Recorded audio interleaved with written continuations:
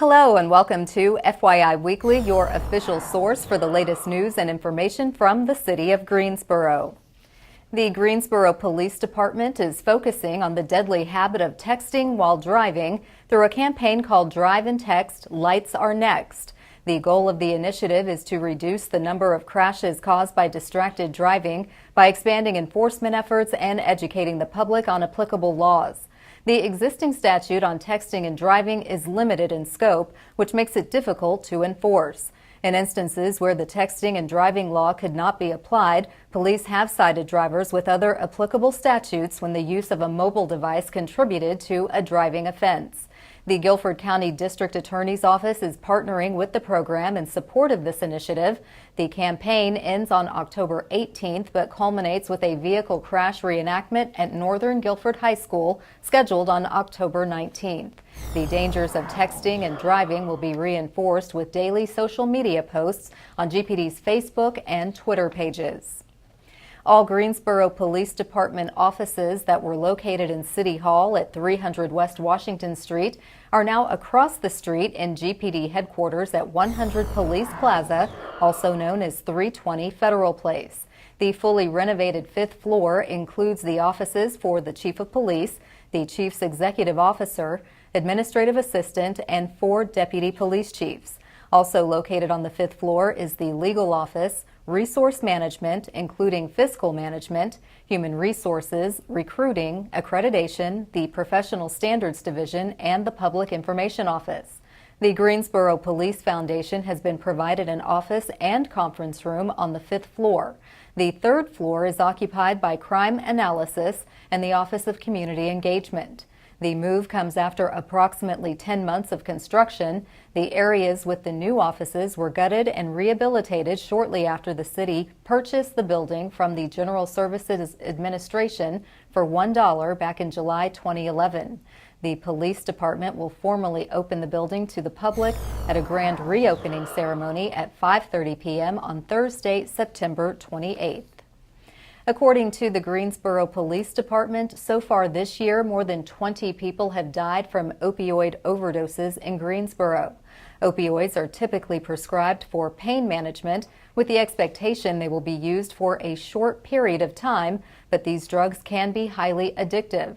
Once a person is addicted to prescription painkillers, they might progress to using heroin. That's why law enforcement urges you or someone you know who suffers from addiction to seek professional help.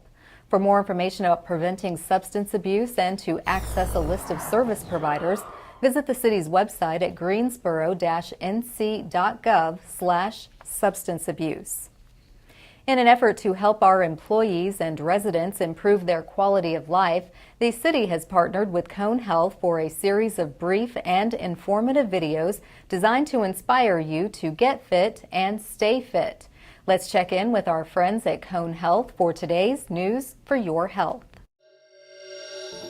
Probably 1 in 3 Americans, or 70 million people, has hypertension. And up to 50% of those patients are either not treated or undertreated. 1 in 5 may not even know they have the diagnosis. I'm Dr. Jay Cochrane. I'm a cardiologist. I'm the chief of the Cone Health Cardiovascular Service Line and Cone Health Medical Group Heart Care. Hypertension really is known as the silent killer, and it's because it doesn't cause a lot of symptoms. You really have to get a blood pressure check. The nice thing about that is getting a blood pressure check and getting screened for hypertension is probably one of the easiest things we do. I mean, you can get a blood pressure checked at any primary care office, at any appointment with just about any provider, at the community health fair. So what is a normal blood pressure? Well, typically we treat people for hypertension when the blood pressure is 140/90. Although it's a little bit different what we consider normal based on your age and based on whether you have other conditions such as diabetes. We would begin to treat blood pressure at that level, 140/90, typically. What is normal might be more like 120/80. And in between is what we call prehypertension, where we begin to pay attention to the risk factors.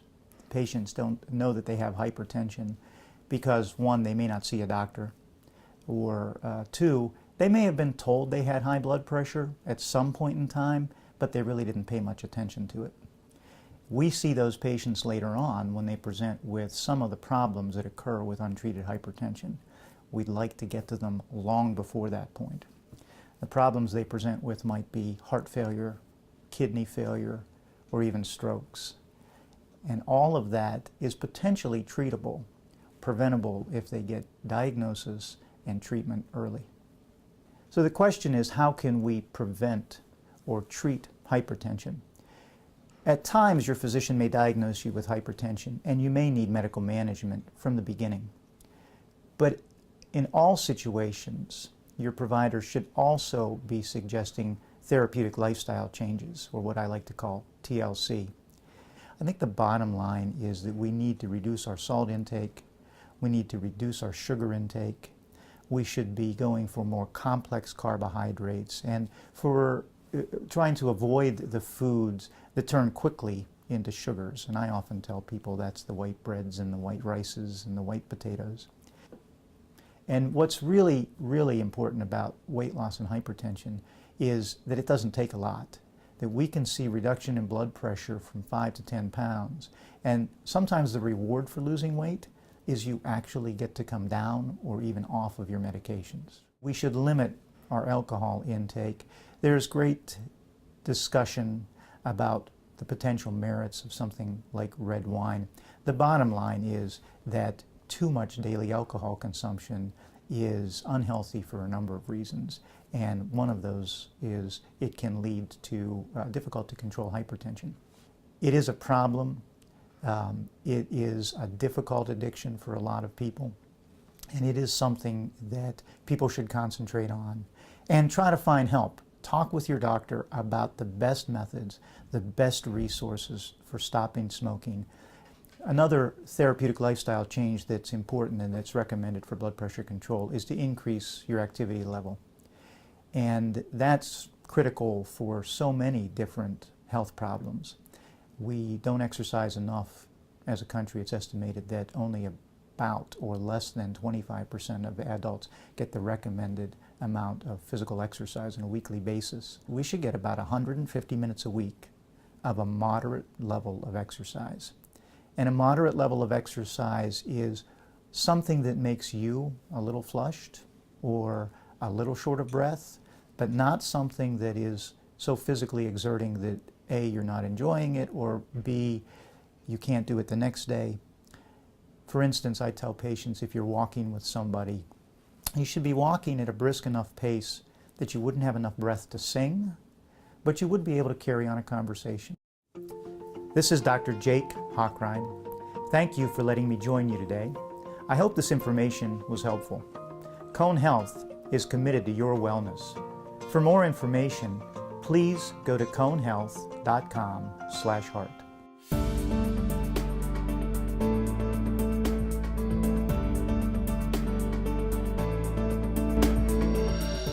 The director of the Greensboro Science Center is appointed to head up a prestigious national committee. We'll have that story and more news coming up after the break. Stay with us.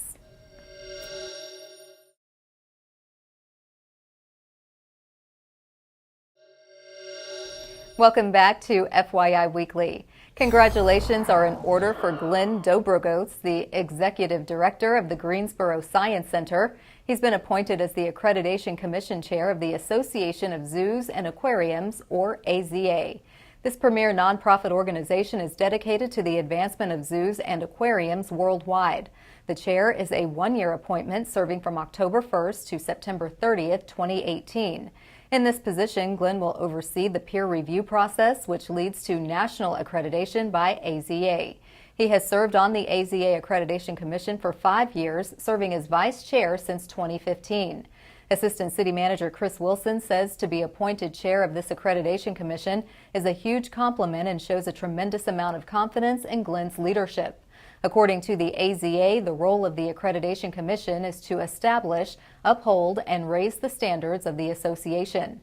The commission is tasked with reviewing applications for accreditation and certification, conducting interviews, identifying concerns, and evaluating all available information in order to make final decisions. The City of Greensboro is asking the public to complete an online survey as part of its application to be recertified as a bicycle-friendly community. The designation is presented by the League of American Bicyclists. Residents have until September 30th to participate. Greensboro was designated as a bronze bicycle-friendly community in 2009 and again in 2013. The designation lasts 4 years. The application includes a thorough review of Greensboro's efforts to improve conditions for bicycling through engineering, education, encouragement, enforcement, safety, evaluation, and planning. The public input survey is part of that application process.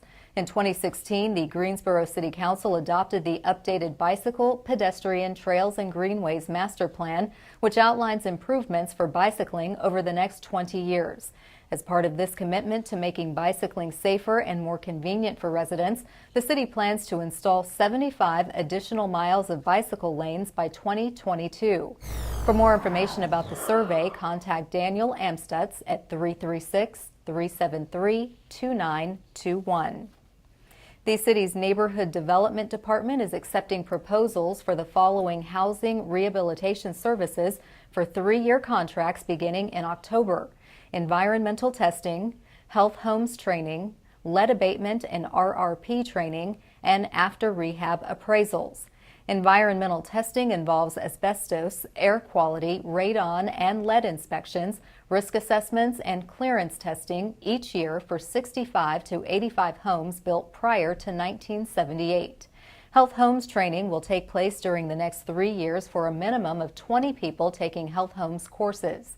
Lead abatement and RRP training will take place during the next 3 years for a minimum of 20 people taking lead-specific courses. After rehab appraisals will be conducted for 5 to 12 homes per year. The deadline to submit proposals is 5 p.m. on Monday, September 25th. For more information, contact Jennifer Freeman at 336-373-2530 or Cynthia Blue at 336-433-7376. In an effort to spotlight and celebrate the entrepreneurs, the artists, the community builders, and essentially the next generation of leaders, the City of Greensboro is proud to partner with Action Greensboro to introduce our Made in Greensboro series. This day we place the spotlight on self-proclaimed nonprofit royalty, Elena Allen.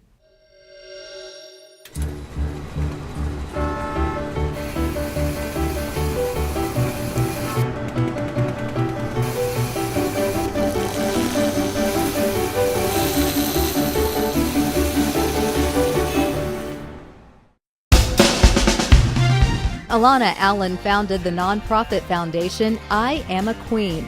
Here, girls as young as 10 years old learn to identify toxic relationships with friends or family. They confront the absence of their fathers and talk about how that may impact their future romantic relationships. Most importantly, they work to let go of anger and bitterness. This is the impact Alana is making with her burgeoning nonprofit. Run on a shoestring and a prayer, Alana has counseled hundreds of Greensboro girls through her intensive mentorship program and annual teen conference. Alana has worked in public relations and journalism, including a job in the press office of former Governor Beverly Perdue. She is currently Director of Alumni Communications for her alma mater, North Carolina A&T State University. When people kept telling her she needed to work with children, Alana started a small program at Windsor. She would stand outside of shopping centers or parks or wherever she could find girls who would attend her program. Persistence paid off. Alana started working with girls from Claremont Homes. They are learning to believe in themselves when they declare, "I am a queen."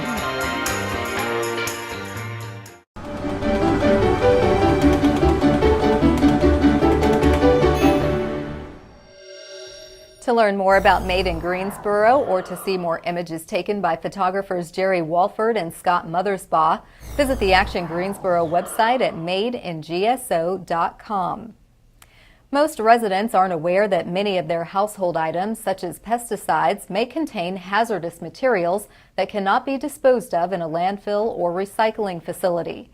Residents should bring these items to the city's Household Hazardous Waste Collection Center at 2750 Patterson Street. The service is free, and this ensures the safe disposal of toxic items. To learn more about this program and what items are accepted, visit the city's website at greensboro-nc.gov/HHW. The design plans are moving from paper to reality as the downtown Greenway continues to make progress. Coming up after the break, we'll talk to the project manager to find out how much more construction we can expect. Stay with us.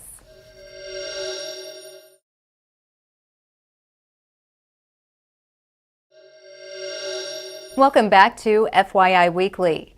The city of Greensboro is known for its trails and greenways. In fact, the city has earmarked more than 90 miles of green space for recreational use.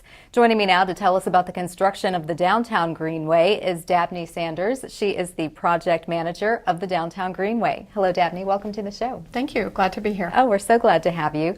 So with respect to constructing the Downtown Greenway, can you give us an idea of the schedule in terms of what has been completed and how much more is there to go? Yes, well, we're very excited. We have about 3/4 of a mile that is complete and open for use and quite used. We have another 3/4 of a mile that is currently under construction, 2 sections that are slated to be completed in September and October of this year. And we are really looking forward to putting out to bid a new section, a 1.5 mile long section in November that would go under construction in early next year. That would really leave everything completed or under construction except for our western leg that runs along the railroad tracks along the western side. And we are working on the design of that now, should have that complete the end of the year. And we hope to go under construction in 2018, 2019 to finish up the project. Okay, so if people are driving through downtown, they're probably seeing a lot of these spots of construction. So that's good to know because that means there's progress and the project is moving forward. Why is this particular project so important to our city? Well, we look at a lot of things that this project brings to the city. Certainly it is bringing private economic development here, which is incredibly important. We've seen over $215 million in private development that has been drawn to this community because of the presence and the location of the Downtown Greenway, as it serves as the central hub of the entire trails and greenways system. We also are offering a wonderful opportunity and a beautiful opportunity for people to live healthier lives, recreation, enjoying it for those types of reasons. We also are providing an additional means and additional transportation choice that people can make with not only the Downtown Greenway, but the entire network of trails and the bike lanes that this community is really working hard to improve as a bicycle and pedestrian-friendly community. Wonderful, and all of that you've mentioned really speaks to the designation that Greensboro has received and as far as awards on a national level for being an outdoor type of city where you can really get out and enjoy the outdoors.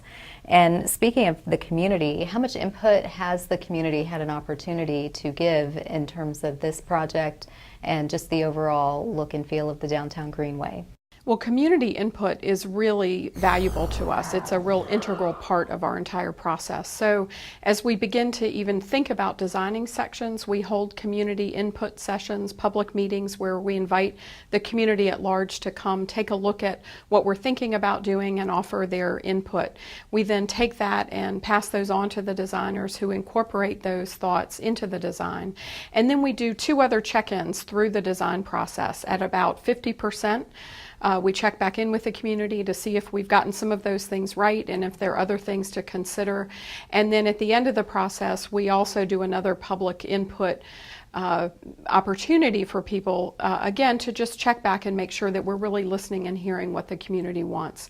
As with anything, you don't make every single person happy, but we are really thrilled to be able to offer the opportunity for that community input. And I will say that we have learned some really valuable lessons through that process that have helped informed the design of the trail, but also many of our public art pieces that we put along the Downtown Greenway are very, very dependent upon that community input. And we're excited that this is a community that is interested in this project and wants this project and is willing to invest their time and energy in helping to be a part of that planning. Wonderful, and that is key. We want the public to feel like these are their projects because it is their community. How is this Greenway, the downtown Greenway, unique from all of the other greenways in Greensboro? Well, we are in an urban environment here, and Greensboro really made its reputation on a national level for its greenways that were in a little more suburban or rural settings. And the strength of that system is one of the things that made us want to think about this downtown greenway as a real signature project for our community. But building a greenway in an urban setting is very, very different than when you're out in the woods. So that's one thing that's different about it. We also have a very strong program of public art. We're using public art to tell the community's stories, both on a citywide level with our 4 major works of art at the 4 corners of the greenway. We call those cornerstones. They each have a separate theme that's relevant to how Greensboro has become the community it is today.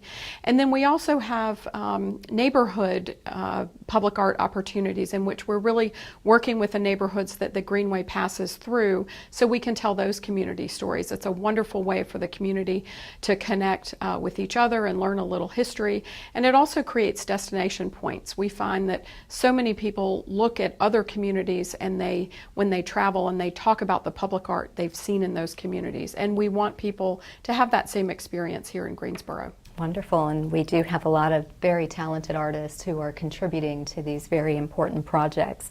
Are there any special events that are coming up that we need to be mindful of to make sure we mark on our calendar? Yes, we have 3 special events coming up from now to the end of the year.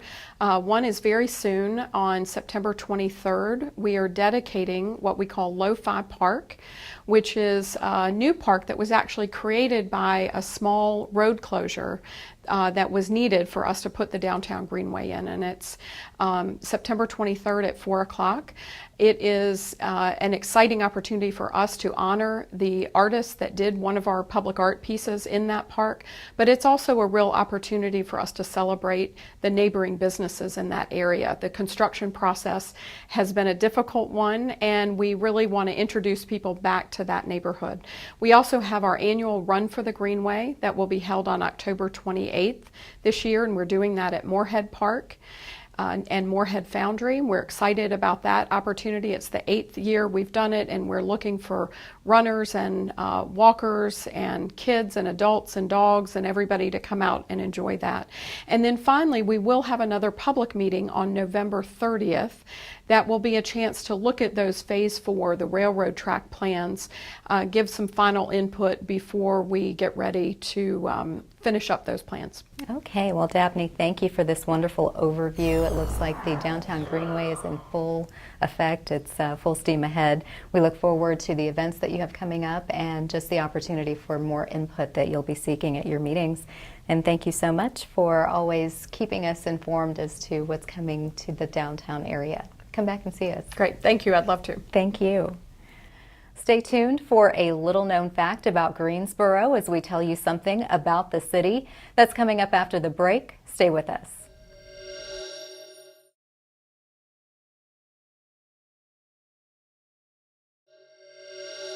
Welcome back. One way to stay informed about what's happening in the city is by attending or tuning in to City Council meetings. The Greensboro City Council meetings are open to the public, but if you can't attend, we broadcast the meetings live right here on GTN. Council meetings take place at 5:30 p.m. on the first and third Tuesdays of the month on Level 2 of the Melvin Municipal Office Building located at 300 West Washington Street. To review the council meeting schedule and agendas, please visit greensboro-nc.gov/council meetings. Here's an opportunity to learn a little something about the city. Greensboro Beautiful Incorporated is a nonprofit volunteer organization that dates back to 1968. The group partners with the city of Greensboro and the community at large to conserve and enhance the beauty and ecology of our natural spaces. This is made possible through the private funding and volunteer support of individuals and corporations, civic and youth groups, foundations, and churches to initiate community enhancement projects and programs. The work is funded through donations to ensure Greensboro Beautiful can continue garden enhancements, tree plantings, litter cleanups, and bring free garden events to our community. Through its unique partnership with the City of Greensboro, city staff coordinates, implements, and administers these projects and programs. Coming up after the break, we'll showcase our City Department Spotlight, but first, prepare to mark your calendar for the events being featured on the town.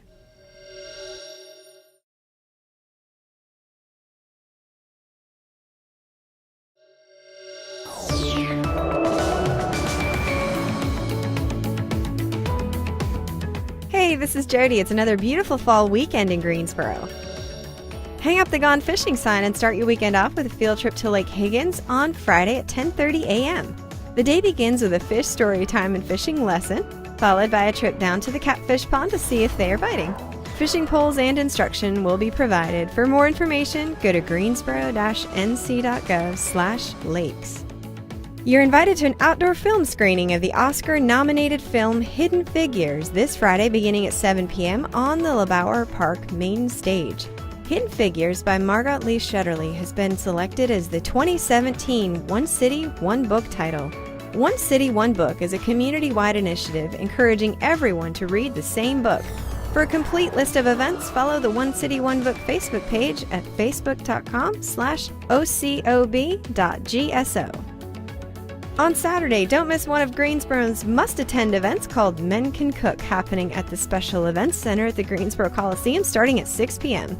This annual Women's Resource Center fundraising event features 50 community chefs, local men who offer donated samples of their signature dishes and dazzle the crowd with their culinary skills. An incredible silent auction containing over 200 valuable gifts donated by community businesses and individuals add to the fun while everyone enjoys the food, proving that men can cook. For tickets, please call the Women's Resource Center at 336-375-6090. Make the most of your Sunday evening by attending the Sunday Jazz Picnic at LeBauer Park starting at 6 p.m. Join us for free live music featuring the Multiple Intelligence Band. There'll be lawn games and dinner, and drinks are available for purchase from our park kiosks.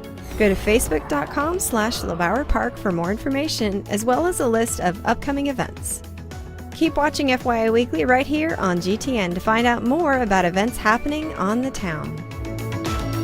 The City of Greensboro has more than 20 departments and several divisions committed to serving you, our residents and visitors. Let's go behind the scenes in our department spotlight.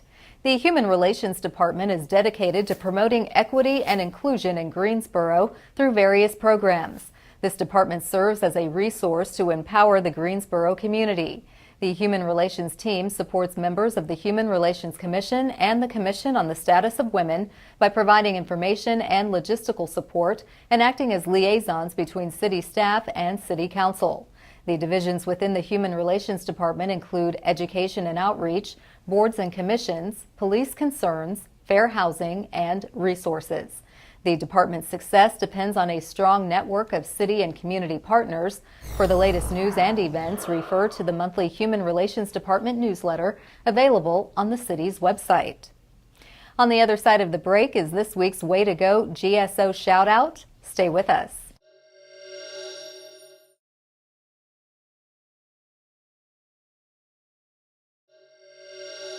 As we draw to a close, we always want to end on a positive note with our Way to Go GSO segment. The inaugural season is underway for Greensboro's Challenger Flag Football and Cheerleading League for individuals with disabilities. The league gives individuals ages 7 to 25 with physical or developmental disabilities an opportunity to play flag football or cheerlead with assistance from volunteers. The league is a partnership between Greensboro's Parks and Recreation's Adaptive and Inclusive Recreation Unit, Prolific Park, and the Arc of Greensboro, with a grant from the Carolina Panthers. This is the first year Greensboro has formed a league. The season will end with a jamboree at the Carolina Panthers practice facility in Charlotte. That concludes this edition of FYI Weekly, but you can easily stay connected to the latest city news by linking to us on Facebook, Twitter, YouTube, and Instagram. For all of us here at the City of Greensboro, thanks for watching, and we'll see you next time.